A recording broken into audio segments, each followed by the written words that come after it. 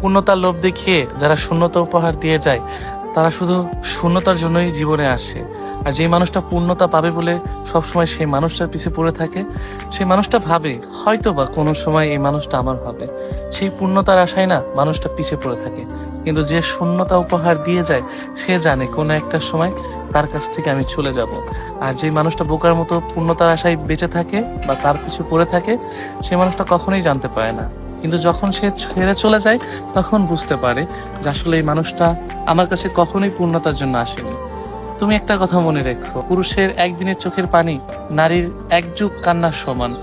তুমি যে শূন্যতা দিয়ে পুরুষকে কাঁদিয়ে চলে যাচ্ছ না, পুরুষ হয়তো হয়তো বুঝতে পারেনি তোমাকে ভালোবেসেছে, কিন্তু বিশ্বাস করো, ওই পুরুষের চোখের পানি আর ওই পুরুষ কখনোই তোমাকে ছাড়তে চায়নি।